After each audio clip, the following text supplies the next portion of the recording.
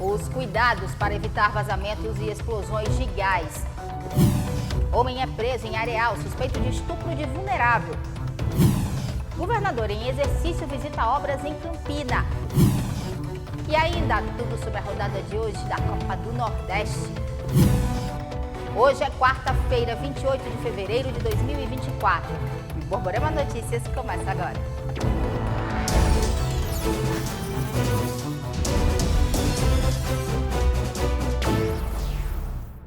Olá, boa noite.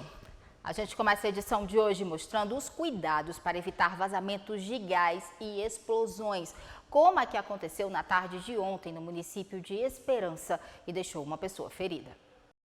A explosão ocorrida numa residência em Esperança, causada por um vazamento de gás de cozinha, chama a atenção para alguns cuidados que devem ser tomados e situações que devem ser evitadas. Se entrar na sua residência e estiver aquele cheiro característico do GLP, que abra as portas, abra a janela, ventile o ambiente e de forma alguma acenda fósforo, acenda o interruptor. Isso vai causar algum tipo de fagulha e é nessa situação que o ambiente pode explodir.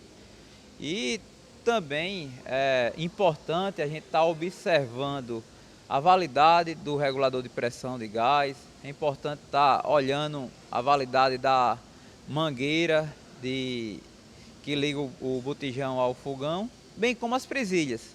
Nesse caso, provavelmente, foram as presilhas que soltaram, causando esse extravasamento de gás. Então, são informações importantes que a população deve ficar bem atenta. O Major Neto, do 2º Batalhão de Bombeiros Militar, deixou evidente que o que ocorreu em Esperança não é um caso isolado. É uma problemática grande, muita gente tem medo, receio, né, do gás, mas seguindo as orientações que foram dadas, minimiza muito essa questão de incidentes. Se tiverem algum incidente com gás, liguem para o Corpo de Bombeiros no telefone 193, que estaremos prontos para atender a população. Já no que se refere aos cuidados que devem ser tomados ao sofrer uma queimadura, fica a orientação do médico Lucas Cruz. É necessário orientar a população para evitar isso. Se queimou, procura a assistência médica. A gente orienta lavar com água corrente no momento da queimadura e envolver o membro, a superfície com uma compressa úmida. Tá certo? E aí vem para o hospital de trauma, que aí o hospital de trauma vai ter o melhor para oferecer para esse paciente, vai ter a cirurgia plástica de pronto atendimento para avaliar e dar o melhor tratamento possível. Se for necessário uma abordagem cirúrgica ou não, a gente está aqui para oferecer isso. Remédios caseiros, a base de erva.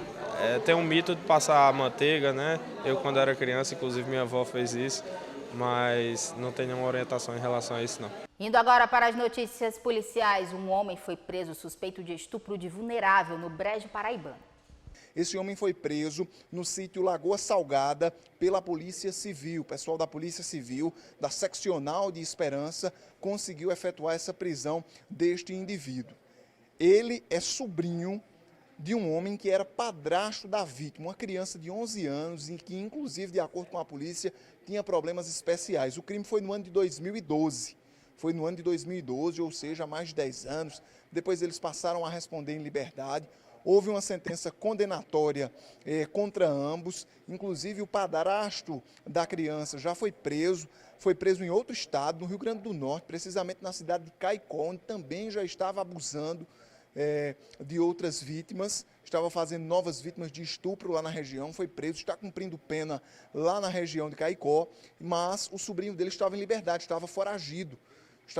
Havia essa sentença condenatória, no entanto, ele estava se escondendo da polícia, mas se escondeu somente até o dia em que o pessoal da Seccional de Esperança ficou sabendo que ele estava homiziado, escondido no sítio Lagoa Salgada, zona rural de Areal, quando os policiais montaram uma operação e tiraram esse indivíduo de circulação.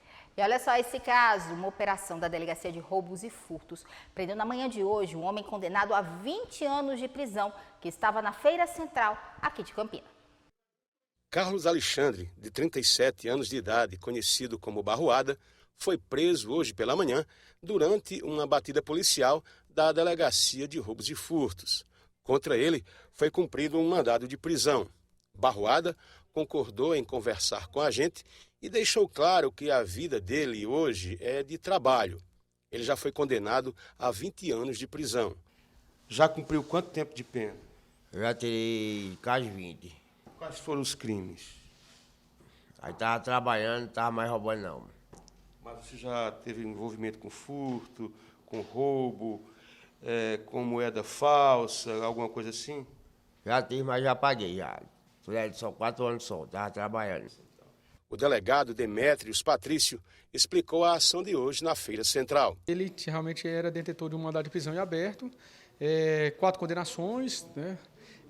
Porte de arma de fogo, roubo, uso de moeda falsa, posse para consumo de drogas. E esse sempre se evadia do local, sempre da aproximação, seja da Polícia Militar, seja da Polícia Civil, ele se evadia. Só que hoje realmente fizemos um cerco, logo de madrugada, cercamos a propriedade dele, que fica lá no centro, e logramos isso na sua captura. Ele alega não saber que tinha realmente esse mandado de prisão, dizendo que já havia cumprido a pena dele, mas não, ele cumpriu só parte da pena. Segundo ele mesmo falou, foram 20 anos que ele ficou recluso, mas o juiz decretou a regressão, o restante do cumprimento da pena, regime fechado, ainda faltando 15 anos. O delegado falou sobre a questão de regressão da pena. Quem está num regime de pena aberta ou semiaberta tem que estar atento. Muitos acham que quando tem o regime aliviado, o regime progredido, como se diz, para o regime fechado, saindo do regime fechado para o regime aberto, ele acredita que já terminou de cumprir toda a pena na sua integralidade, mas isso não procede. Pelo contrário, ele tem a oportunidade de realmente ser reinserido no ambiente social, trabalhar, procurar emprego, mas tem que cumprir algumas condições impostas, como sempre mostrar, atualizar a residência fixa dele, comprovar na justiça que de fato está trabalhando, semanalmente comparecer e assinar, assinar lá no fórum, para não dizer que está evadido, e muitos deles acabam descumprindo essas requisições. A seguir, prazo para tirar título e mudar de domicílio eleitoral está perto do fim. E ainda, governador em exercício visita obras em Campinas.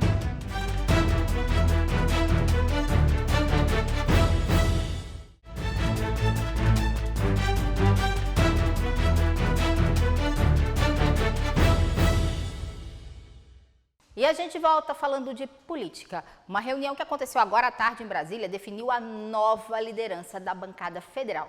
Quem traz todos os detalhes para a gente é a repórter Fernanda Duarte. Boa noite, Fernanda. Oi, Dessana, boa noite a você, boa noite a todos. Isso mesmo, terminou há poucos instantes a reunião da bancada federal da Paraíba para a condução do deputado federal Murilo Galdino, a coordenação dos trabalhos dos parlamentares agora no ano de 2024. Com isso, o deputado federal Damião Feliciano deixa a coordenação e passa para Murilo Galdino. O objetivo é de que Galdino, a partir de agora, coordene todos os trabalhos relacionados à destinação de emendas parlamentares, as prioridades em relação aos investimentos no estado da Paraíba, receba o governador João Azevedo, prefeitos, representantes de entidades para saber quais são as principais demandas. A bancada da Paraíba se reúne pelo menos 3 vezes por ano para debater onde serão investidos os recursos que são liberados aqui em Brasília. Na semana passada, o presidente Lula liberou cerca de 20 bilhões de reais em emendas parlamentares para que os deputados possam destinar esses recursos aos municípios em todo o país. E, claro, a bancada da Paraíba também participa dessa distribuição e, por isso, a partir de agora, Murilo Galdino passa a responder por essa coordenação. Ele também vai responder pelos debates de projetos relacionados aos municípios paraibanos no Congresso Nacional, mais especificamente na Câmara dos Deputados. Então, Murilo Galdino agora passa a ser o novo coordenador da bancada federal da Paraíba. Volto com você, Dessana. Obrigada, Fernanda. E ainda na política, o governador em exercício, Lucas Ribeiro, visitou Campina Grande na tarde de hoje. Ele acompanhou as obras do Centro de Convenções e anunciou oficialmente as obras de reforma na Casa da Cidadania. Visitamos agora o Centro de Convenções, uma grande obra da nossa cidade que está em estado avançado. Quem nos acompanhou pôde perceber. E sempre quando nós realizamos visitas no Centro de Convenções, a gente nota, o avanço das obras. Portanto, lá temos a previsão de entrega até o final do ano. No meio do ano já queremos que o pavilhão de eventos já esteja funcionando e, enfim, está tudo caminhando muito bem. Em relação a quantos por cento da obra? Porque todo mundo fica na ansiedade, né? Então, dá para ter essa ideia de quantos por cento da obra no centro de convenções? Já está na metade da obra, né? Já temos um pavilhão completo, feito, né? Já em instalações, já está havendo a instalação, né, das tubulações de ar-condicionado, fazendo o piso de estacionamento. Nós estamos finalizando uma caixa d'água grande que existe lá. Estamos agora avançando no teatro, né, que nós teremos lá também. Portanto, está bem avançado e não tenha dúvida de que não vai haver nenhuma intercorrência, porque nós sabemos que obra pública acontece de algum problema, enfim, mas lá está tudo muito bem encaminhado. E olha só, eleitores precisam ficar atentos para o prazo de emissão da primeira via do título ou regularização da situação eleitoral para votar no pleito municipal de outubro. A gente veio aqui no Fórum Eleitoral justamente para esclarecer algumas dúvidas, né, que os eleitores ficam em relação aos prazos que precisam fazer a regularização e solicitação da primeira via do título. E para isso eu converso agora com o Jalisson Carlos, analista judiciário, para explicar para a gente. Tem um prazo aí que está já se aproximando e as pessoas precisam se ater a essa data. Qual é esse prazo, Jalisson? Boa tarde. Boa tarde a todos. Esse prazo é até o dia 8 de maio, né? Então, até o dia 8 de maio, o eleitor ele pode buscar a Justiça Eleitoral, tanto na forma presencial, né? A gente tem recebido muito esse público presencialmente, assim também como eles podem se utilizar da internet, né? Ir lá no site do TRE, em atendimento remoto, e fazer aquelas operações eleitorais que não necessitam a coleta aí da biometria. Quem já fez biometria pode fazer online. Quem não fez, necessita da coleta, precisa vir presencialmente. Qual o tipo de serviço que pode ser feito dentro desse prazo? Primeiro título, troca de domicílio eleitoral, o que é que pode ser realizado? Na realidade, as operações da Justiça Eleitoral, né, elas são o alistamento, que é o primeiro título, né, pode ser feita uma revisão eleitoral, ou seja, a troca de estado civil, de endereço, por exemplo. Pode ser feita uma transferência, né, de um domicílio para outro. Então, basicamente, funcionam nessas operações eleitorais, são as mais corriqueiras. E pode também ser uma segunda via, ou seja, sem mudança de nenhum dado, simplesmente a emissão de um novo título. Jalisson, em relação à documentação que precisa, dias e horários de funcionamento aqui no fórum? Basicamente, a gente trabalha com a documentação de identificação, né? Sempre é bom trazer também um comprovante de residência, né? Em alguns casos, no caso do sexo masculino, daqueles que nasceram em 2005, também trazer o certificado de reservista, somente nesse caso, tá ok? E também a questão dos horários, é muito bom que os eleitores fiquem atentos a isso. Aqui em Campina Grande, a gente tem trabalhado, no caso, à tarde, de segunda a quinta-feira, para o público, para o eleitor, de meio-dia até às 18. E na sexta-feira, de 7 da manhã até às 13 horas. Então, que as pessoas precisam, quem precisa aí de algum serviço tem que se antecipar para não deixar para a última hora.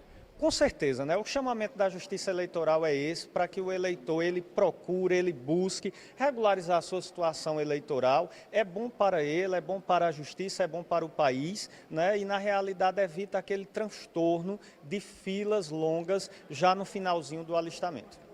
A seguir, tem esporte no Borborema Notícias e a gente vai falar dos jogos da Copa do Nordeste de hoje.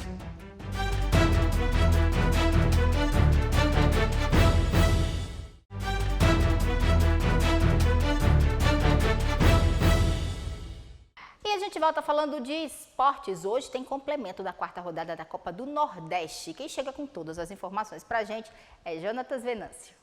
Olá, Dessana, e a todos vocês que nos acompanham no Borborema Notícias. A quarta rodada da Copa do Nordeste está tendo continuidade neste momento. Rodada essa que começou na quarta-feira passada e tem time paraibano em campo, viu? América de Natal e 13 estão se enfrentando na Arena das Dunas. O time do América de Natal, que vem de boa vitória contra a equipe do Baraunas por 3-0 e conseguiu aí então a sua classificação para a final do Campeonato Potiguar, enquanto o 13 vem de vitória contra o Souza no Sertão do Estado por 2-0, quebrando um tabu assim de 14 anos. Então aí as duas equipes já estão duelando neste momento. O outro jogo das 7 horas estão se enfrentando neste momento também a equipe do River contra a equipe do Itabaiana, jogando no Piauí. Logo mais às 9h30 da noite, a gente vai ter os confrontos entre CRB e Bahia, jogando em Alagoas, e também de Ceará e ABC, jogando em Fortaleza. Como eu disse, a rodada se iniciou na quarta-feira passada e teve jogos já terminados, encerrados assim, como Maranhão e Juazeirense jogaram no Maranhão. O time da casa venceu por 2-1, Vitória e Náutico empataram por 1-1, assim como Sport e Fortaleza também empataram por 1-1, jogo que você viu aqui na tela da TV Borborema. E o jogo que tinha aí dado uma pausa na rodada até então foi o jogo entre Botafogo e Altos. O time do Belo perdeu a invencibilidade em casa, perdendo para o time piauiense pelo placar de 2-1. Volto com você, Dessana. Olha, a gente fala agora que hoje foi dia de coletiva lá no Campinense. O técnico Francisco Diá respondeu às críticas sobre o baixo desempenho da equipe no Campeonato Paraibano. Resultados. Você vencendo esse jogo, que é um jogo dificílimo, é um candidato concorrente ao título também, é o quadrangular.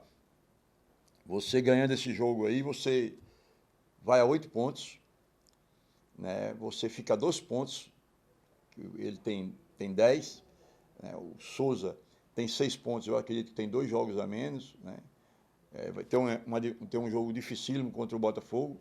Se nós ganharmos esse jogo aí, nós podemos pensar em classificação. Se a gente não ganhar, aí sim vai brigar pelo rebaixamento. Ainda não é hora de falar em rebaixamento, é hora de falar em classificação. Claro que a gente sabe que é difícil, não vai ganhar o torcedor que tem jogado junto conosco, tem nos ajudado bastante. Eu quero que esse torcedor esteja amanhã, compareça para incentivar nossa equipe, aplaudindo como ele fez. Ele tem sido o 12º jogador, tem nos incentivado bastante, só que a equipe não tem correspondido e ele tem cobrado.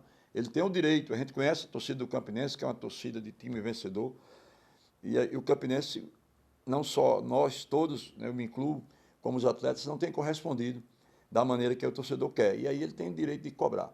Então nós vamos ter uma conversa bastante com o grupo hoje, para nós vermos quem realmente quer ficar para dar continuidade. A gente tem chances remotas de classificação, porque é um campeonato de 3 pontos, possa ser que, dependendo da combinação de resultado, você ganhando esse jogo, ganhando mais 2 jogos, você dispute a última vaga no clássico contra o 13. Pois é, gente, e hoje é dia da ressaca, porque no Brasil a gente tem um dia inteirinho dedicado a esse incômodo vivido depois que a gente passa da conta, né? Na hora de beber, tomar uma, né? Como o pessoal diz. Pois é, para tentar entender por que isso acontece e evitar os sintomas, Paulo Pessoa foi conversar com o endocrinologista. Hoje é quarta-feira, mas poderia muito bem ser segunda. Afinal, no Brasil é o Dia Nacional da Ressaca. Muita gente acaba sofrendo com isso, não só na segunda-feira, mas em vários dias da semana, né? Quem está aqui com a gente para falarmos sobre isso é o endocrinologista Raimundo Lourenço. Doutor Raimundo, primeiro, para a gente poder explicar para o nosso telespectador o que é, do ponto de vista clínico, médico, a ressaca. Bom, eu vou citar aqui uma frase do Ambrose Bierce, que diz que a ressaca ela é uma punição da natureza frente ao excesso de álcool. Então, trata-se de um alerta marcado por um conjunto de sinais extremamente desagradáveis, oriundos de desidratação, oriundos de reações bioquímicas e metabólicas que trazem um transtorno imenso às pessoas. Como o senhor já explicou para a gente, a ressaca ela é causada por esse consumo excessivo de álcool. Mas eu lhe pergunto, até quanto tempo, doutor, pode durar uma ressaca? Porque, por exemplo, tem gente que costuma dizer que teve uma ressaca de vinho, passei 2 dias doente. Isso é muito comum no senso comum. Quanto tempo dura, de fato, uma ressaca? Olha, a resposta depende, né? Depende do consumo de álcool, depende da rapidez, depende do tipo de bebida alcoólica. Por exemplo, bebidas que têm mais congêneres, que são subprodutos do metabolismo do álcool, como tanina, como acetaldeído, que conferem odor, cor e sabor à bebida, essas substâncias tendem a ser mais nocivas e causam uma ressaca pior. Para a gente finalizar, que recomendação o senhor dá para aquela pessoa que naturalmente gosta de beber, de se expor ao consumo de álcool, não pretende parar naturalmente, mas que tipo de recomendação a gente pode fazer para essas pessoas?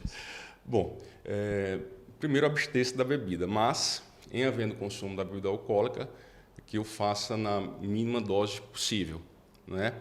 Segundo, manter-se sempre bem hidratado. O álcool ele tem como propriedade inibir o hormônio ADH ou vasopressina, que é o hormônio responsável por regular o volume de água no nosso corpo.